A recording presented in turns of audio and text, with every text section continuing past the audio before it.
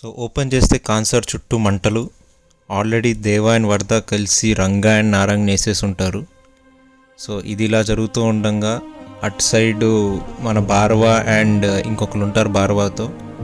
So వాళ్ళందరూ తన శౌర్యంగా తెగ అందరినీ సమకూర్చుకుంటారనమాట వీళ్ళపైన మళ్ళీ తిరుగుబాటు చేయడానికి. అండ్ ప్యారలల్గా మన రాజమన్నర్ వెనక్కి వచ్చేసి ఉంటాడు అండ్ తనకు లోపల జరిగే పాలిటిక్స్ అన్నీ తెలిసిపోతాయి. అండ్ రాజమన్నర్ కూడా ఇదంతా చూసి ఈ starts to exert some pressure on గనియార్స్. అంటే తన ఫ్యామిలీని మళ్ళీ అందరినీ ఒకే చోటికి తెచ్చుకోవడానికి ట్రై చేస్తాడు to show their dominance again అందరి మీద. అండ్ ప్యారలల్గా మన శౌర్యంగా తెగంతా దేవాని ఒక పెద్ద అంటే వాళ్ళ లీడర్ లాగా చుట్టం స్టార్ట్ చేస్తారు. అంటే మా లీడర్ మళ్ళీ వెనక్కి వచ్చేసాడు అని స్టార్ట్ చేస్తారన్నమాట.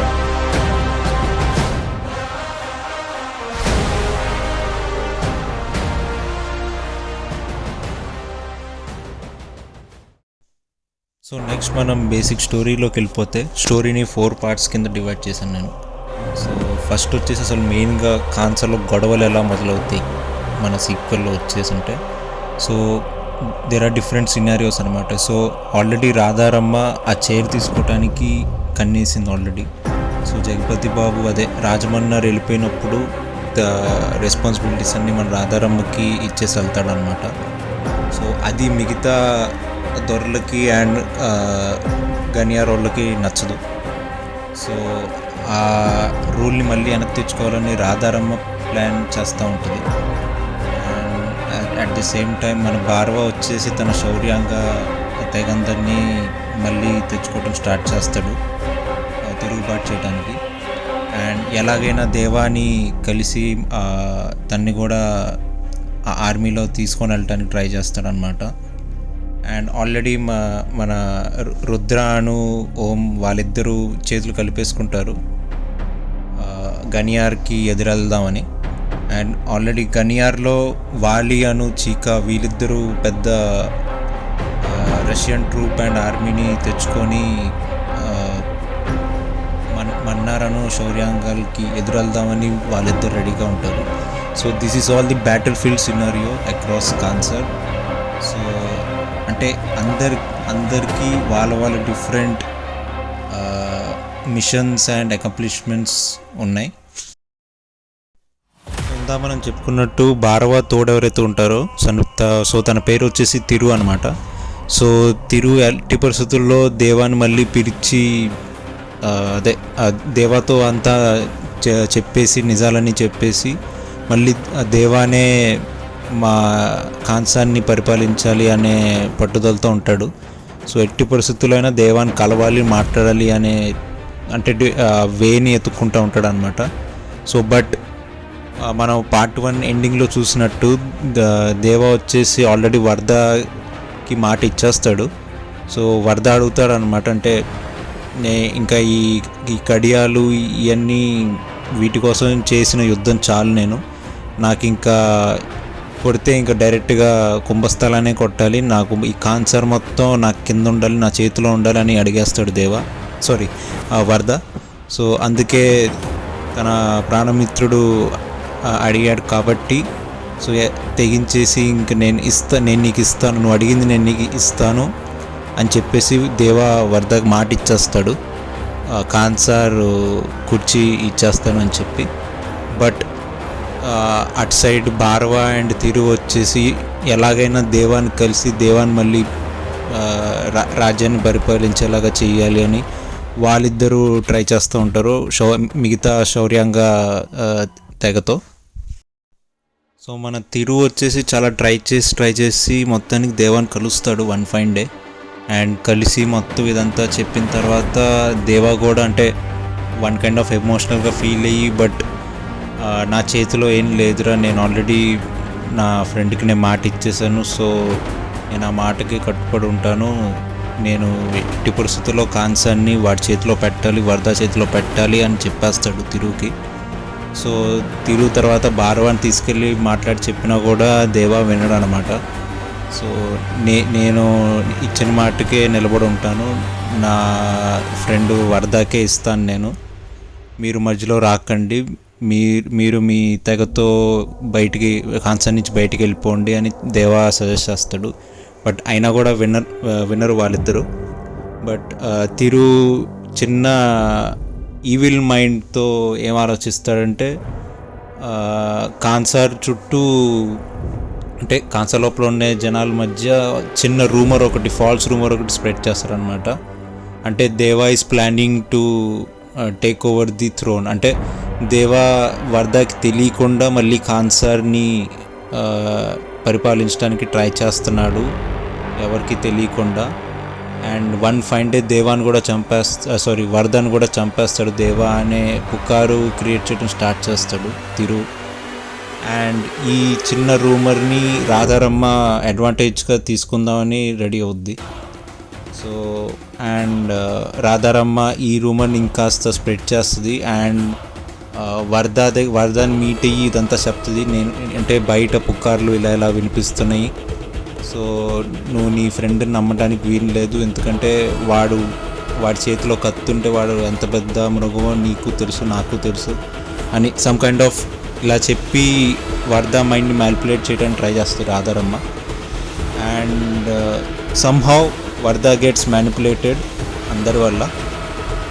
అండ్ వరద దేవాని నువ్వు ఇక్కడ కాన్సర్లో ఉండొద్దు, నువ్వు బయటికి వెళ్ళిపో అని ఒక సీక్రెట్ ప్లేస్ ఉంటుంది అనమాట, కాలాలోయ అని. సో చిన్న వ్యాలీ లాంటిది అది కొండల్లో. సో అక్కడికి పంపించేస్తాడు. సో బేసికల్గా కాన్సర్లో ఒక బిలీఫ్ ఏంటంటే అక్కడికి వెళ్ళిన వాళ్ళు మళ్ళీ ఎవరు తిరిగి రారు సో బయటికి. అంటే it's basically open valley, hills మధ్యలో. అక్కడికి ఒకసారి వెళ్తే ఇంక అందరూ అక్కడ అదే వుల్ఫ్స్ అండ్ ఆల్ వైల్డ్ జంతువులు ఉంటాయి కదా, అండ్ కొంతమంది ఆ ట్రైబ్స్ కూడా ఉంటారు, వాళ్ళు మనుషులు తింటారు అనమాట. సో అలాంటి మనుషులు అండ్ జంతువులు ఉండే ప్లేస్ అది. సో అక్కడికి ఒకసారి ఎవరైనా వెళ్తే ఎంత పెద్ద ఆర్మీ వెళ్ళినా ఎవరు వెళ్ళినా కూడా వాళ్ళు ఖచ్చితంగా చావాల్సిందే. సో అలాంటి ప్లేస్కి పంపిస్తాడు వరద దేవాని. కానీ అక్కడ వరదతో సహా కాన్సర్తో సహా మనందరికీ తెలిసిన విషయం ఒకటి ఉంది. అక్కడ ఎంతమంది జంతువులు క్రూర మృగాలు ఉన్నా కూడా అక్కడికి వెళ్ళిన మనిషి మామూలు మనిషి కాదు.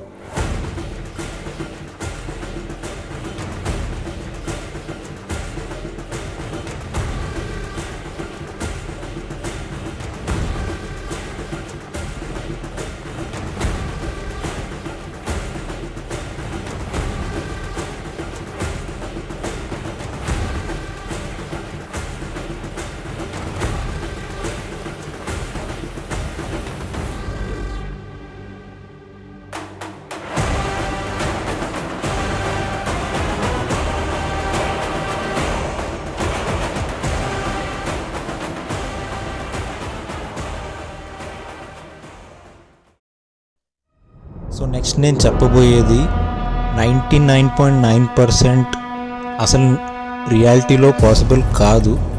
బట్ 0.1% గనక ఆ 0.1% రియాలిటీలో జరిగితే ఐఎమ్ టెలింగ్ యూ థియేటర్స్ తగిలిపడిపోతాయి.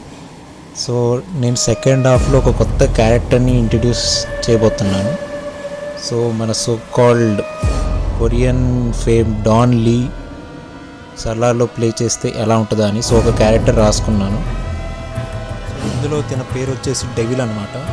సో సర్బియా అండ్ సౌదీ రీజన్లో రూల్ చేస్తూ ఉంటాడు.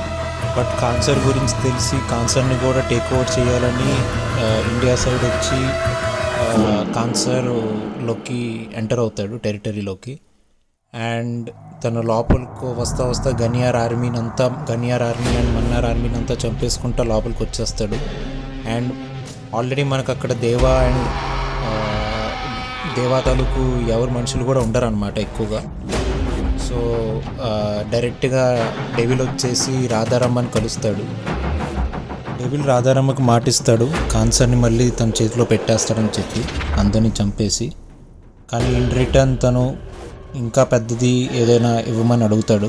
సో దానికి రాధారమ్మ అండ్ రాజమన్నారు ఇద్దరు ఒప్పుకోరు. సో అందుకని చెప్పి రుద్ర దగ్గరికి వెళ్తాడు. రుద్ర దగ్గర నుంచి రుద్రాన్ని చంపేసి పండిత్ని డెవిల్ తన వైపు తిప్పుకోవడానికి ట్రై చేస్తాడు.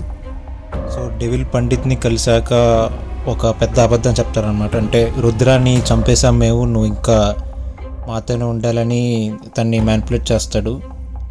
తన వైపు తిప్పుకుంటాడు పండిత్ని.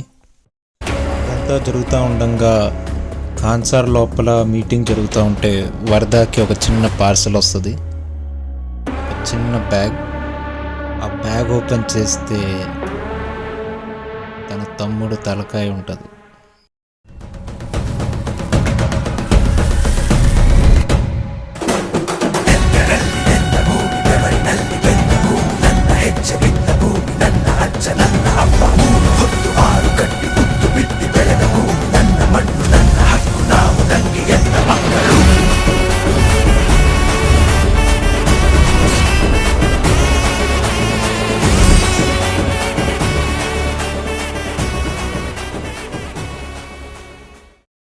ఒకళ్ళంటే ఒకళ్ళు ప్రాణాలు ఇస్తే స్నేహితులు, ఒకళ్ళ ప్రాణాలు ఒకళ్ళు తీసుకునే స్టేజ్ దాకా వచ్చారు.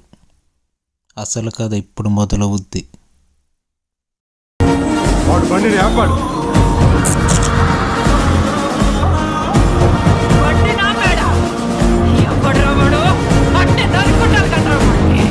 బండి నాపింది దేవరథ. ఏమీ చేయలేరు.